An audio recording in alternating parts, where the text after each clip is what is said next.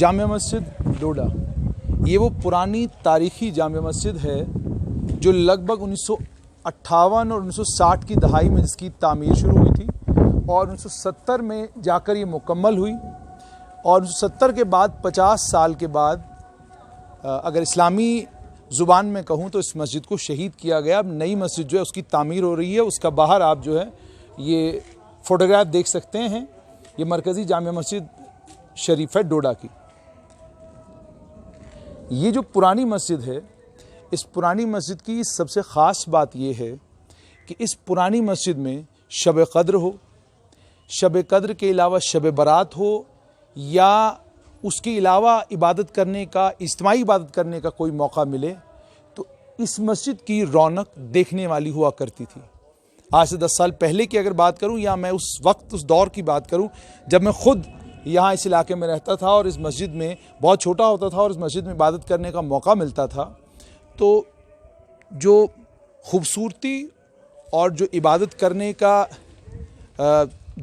करने का यहाँ पर सिलसिला होता था, उस सिलसिले की शायद ही पूरी रियासत पुरानी रियासत जम्मू कश्मीर में और आज यूनियन टेरिटरी जम्मू कश्मीर में शायद कोई मिसाल मिलती हो। आप देख सकते हैं जो मेरे पास इतलात हैं उनके मुताबिक ये जो दोनों मीनार हैं, इन मीनारों को 1970 की दहाई में खड़ा किया गया था। वो भी दौर और वो भी वक्त था जिस वक्त में ठीक इस मीनार के बिल्कुल उस ऊंचाई पर जहां आज आपको लाउडस्पीकर नज़र आ रहा है, वहां पर एक घंटी हुआ करती थी। वो घंटी जब बजती थी तो रमज़ान मुबारक के मुतबर्रक महीने में जो अभी अभी गया है और आज ईद का दिन है और मैं ईद के दिन इस वीडियो को शूट कर रहा हूँ, शायद आप इस वीडियो को कल देखेंगे, तो ठीक उस ऊंचाई पर जाकर वहाँ एक घंटी बजती थी और उसके बाद हम लोग इफ्तियार किया करते थे। और इफ्तियार का भी अपना एक मज़ा था और इफ्तियार करने का अपना ही एक अलग तरीका था। तरीका ये था कि कई बार अब घर से निकल के आते थे तो यहाँ फिरीनी जो है अलग अलग दुकानों पे बनती थी, वो फिरीनी खाने के लिए हम भागते थे। और उसके बाद शब बारात हो, शब क़द्र हो, शब यानी कोई भी शब क़द्र क्या है, शब बारात क्या है, पूरी रात मस्जिद में बैठकर अल्लाह की इबादत करना, इसे शब कहते हैं, यानी शब पूरी रात अल्लाह की इबादत करना। तो उसमें भी एक ख़ास चीज़ थी जिस पर हम लोगों का बचपन में ध्यान हुआ करता था। सुबह लगभग कोई 3:45-4 के करीब जब शब ख़त्म होने वाली होती थी, फजर की अजान होने वाली होती थी, हलवा बनता था और नमकीन चाय बनती थी। उस हलवे और उस नमकीन चाय के लिए पूरी रात हम लोग इन छोटी छोटी गलियों में फिरते रहा करते थे और मस्जिद में आने का जब मौका मिलता तो मस्जिद में भी आते थे। मगर मस्जिद में खुसूसी तौर पर दुआएं हुआ करती थी, इज्तिमाई तौर पर सिर्फ़ और सिर्फ डोडा में रहने वाले लोगों के लिए नहीं बल्कि पूरी दुनिया में रहने वाले लोगों के लिए दुआएं हुआ करती थी। और शब का एहतमाम अपने आप में मिसाली हुआ करता था। अभी मस्जिद शहीद हो चुकी है और इसके पीछे बहुत बड़ी मस्जिद जो है वो तामीर की जा रही है। जहां मस्जिद तामीर की जा रही है वहां पहले पुराना कब्रिस्तान हुआ करता था। उस पुराने कब्रिस्तान के ऊपर बहुत मेहनत करने के बाद अब स्ट्रक्चर खड़ा किया गया है और अभी भी मस्जिद की तामीर जारी व सारी है। आप लोग अपनी अपनी तरह से इस मस्जिद के लिए कंट्रीब्यूट कर भी रहे होंगे और आपको करना भी चाहिए क्योंकि डोडा की मरकज़ी जामिया मस्जिद है। इस मस्जिद की एक और ख़ूबसूरत बात ये कि जुमा के दिन कई बार, और मैं ये कहूँगा मोस्ट ऑफ द टाइम ये हुआ करता था कि जब हम इस मस्जिद में आते थे तो यहाँ जगह अंदर नहीं मिलती थी, ना ग्राउंड फ्लोर में ना फर्स्ट फ्लोर में। उसके बाद ये भी सारा भरा रहता था और इसके साथ में ये जो ऊपर का एरिया आप देख रहे हैं, ये ठीक ऊपर का एरिया जो रेलिंग लगी हुई है, इस रेलिंग के पास भी लोग बैठा करते थे। वो भी ज़माना था, वो भी वक्त था।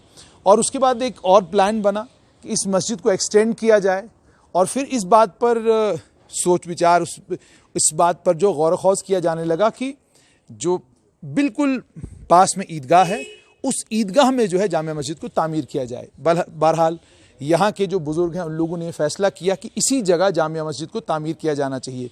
तो जो पुराना कब्रिस्तान है वहाँ पर अब जामिया मस्जिद की तामीर हो रही है। तामीर नई है, इमारत नई बन रही है और इमारत जामिया मस्जिद और मरकज़ी जामिया मस्जिद बनने जा रही है। मगर मुझे ख़ास तौर पर इस पुरानी मस्जिद की वो तमाम यादें आज भी जहन में हैं।